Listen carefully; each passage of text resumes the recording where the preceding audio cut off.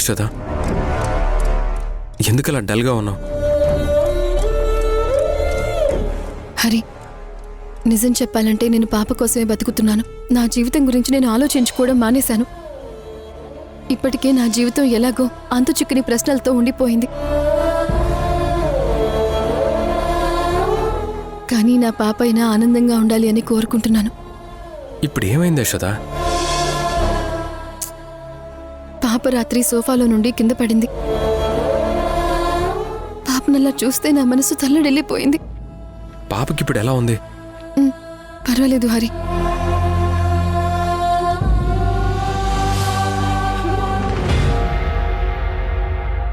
యశోద, నేను ఇలా మాట్లాడుతున్నాను, నువ్వేమీ అనుకోకు.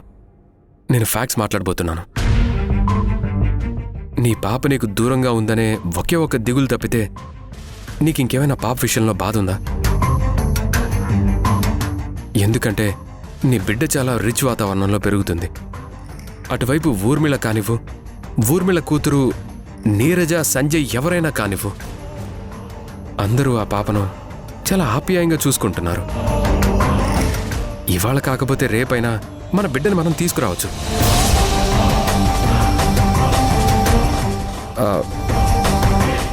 సారీ, నీ బిడ్డని.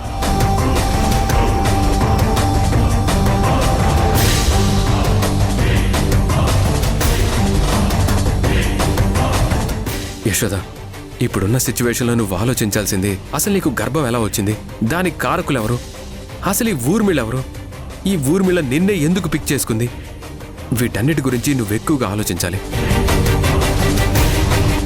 అసలు ఊర్మిళెవరో తెలిస్తే మా అమ్మతో సహా చాలా నోర్లు మనం మూయించొచ్చు. ముందు దాని గురించి ఆలోచించు. నువ్వన్నది నిజమే హరి. కానీ నా బిడ్డ గురించి ఆలోచించకుండా నేను ఎలా ఉండగలను? ఉండాలి యశోద. కొన్ని రోజులైనా నువ్వు అలాగే ఉండాలి. నీ చుట్టూ ఉన్న చిక్కుముడులు విడితే నీ కూతురు దగ్గరికి నీకు రహదారి దొరుకుతుంది. బాగా ఆలోచించు.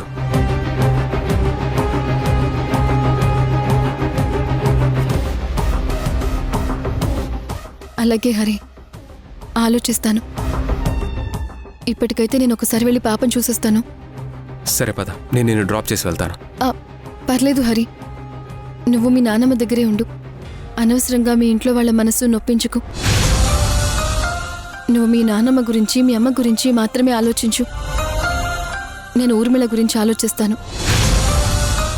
నువ్వు నాతో మాట్లాడడం, నాతో ఇలా తిరగడం అత్తయ్య వాళ్ళకి ఇష్టం లేదు. నువ్వు నాతో వచ్చినా అత్తయ్య వాళ్ళు ఫీల్ అవ్వకూడదు అనుకుంటే నువ్వు చేయాల్సిన పని ఒకటి ఉంది. ఏంటది? నువ్వు వాళ్ళు చూసిన అమ్మాయిని పెళ్లి చేసుకోవాలి.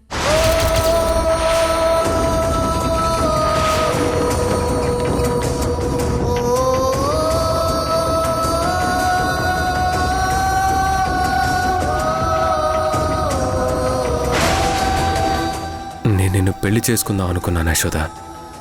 నువ్వేంటి వేరే వాళ్ళని పెళ్లి చేసుకోమంటావు? నా మనసులో నువ్వున్నావు. నా పెళ్ళంటూ జరిగితే నీతోనే జరుగుతుంది.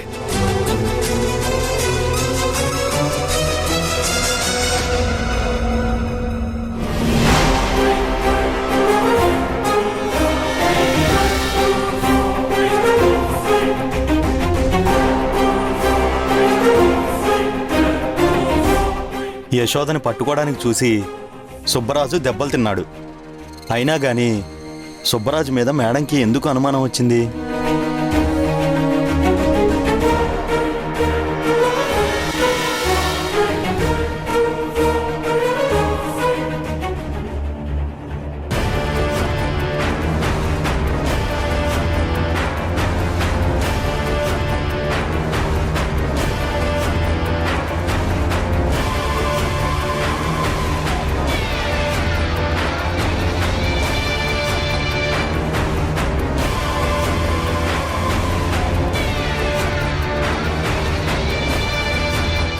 నేను చెప్పిన దాని గురించి ఆలోచించు హరి.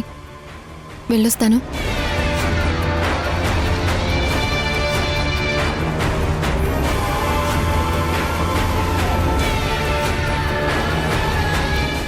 సుబ్బరాజ్ గారు,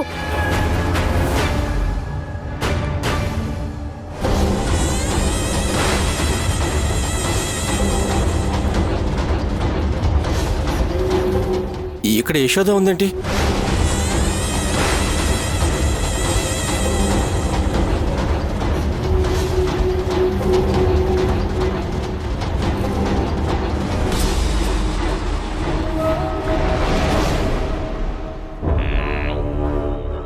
హరి, సుబ్బరాజు గారు, నేను చెప్పాను కదా, దేవకి వదిన వాళ్ళ అన్నయ్య. హాయ్ సుబ్బరాజు గారు. హాయ్ అండి. మీ పేరు చూస్తేనేమో సుబ్బరాజు అని ఓల్డ్గా ఉంది, కానీ మీరు చాలా యంగ్గా ఉన్నారు. సుబ్బరాజు గారు, నేను చెప్పాను కదా, ఈయనే హరివిఠల్, నా చిన్నప్పటి ఫ్రెండ్. సరే యశోద, మీరు మాట్లాడుకుంటూ ఉండండి. నాకు చిన్న పని ఉంది, నేను వెళ్తాను. టాబ్లెట్స్ వేసుకున్నారా? షాప్ ఏమంది కదా. షాప్ మీదని తగిలిన గాయానికి తెలియదు కదా. తగ్గిపోవడానికి టాబ్లెట్స్ వేసుకుంటేనే కదా తగ్గుతుంది, చూస్తే కాదు.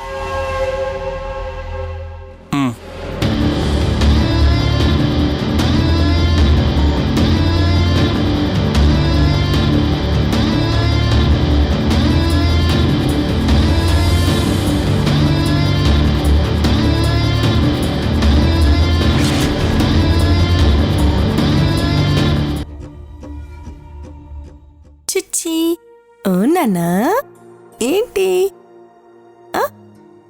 చిచ్చి చిచ్చు.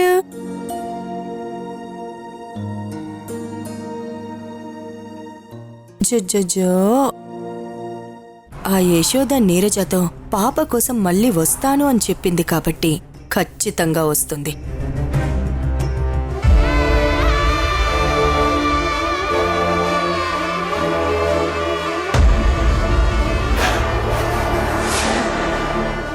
ఈసారి యశోద వచ్చినప్పుడు మాత్రం దాన్ని ప్రాణాలతో బయటికి పంపించకూడదు.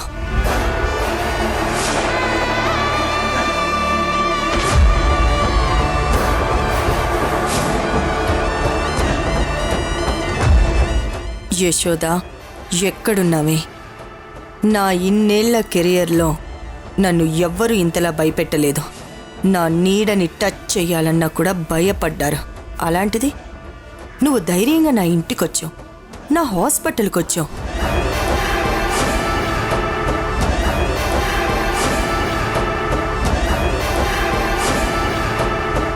అంటే నా కూతురు దగ్గరున్నది నీ బిడ్డే అని నీకేమైనా అనుమానం వచ్చిందా?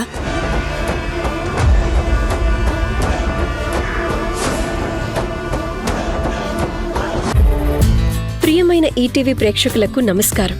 మన జీవన తరంగాలు సీరియల్ని ఆదరిస్తున్న ప్రేక్షకులకు మాతో కలిసి నటించే అద్భుత అవకాశాన్ని ఈటీవీ కల్పిస్తుంది. మీరు చేయవలసిందల్లా మన జీవన తరంగాలు సీరియల్ టెలికాస్ట్ అవుతున్నప్పుడు టీవీ ముందు సెల్ఫీ లేదా ఫోటో తీసుకుని మీ పేరు, ఊరు పేరు రాసి స్క్రీన్ మీద డిస్ప్లే అవుతున్న నెంబర్కి వాట్సాప్ చేయటం.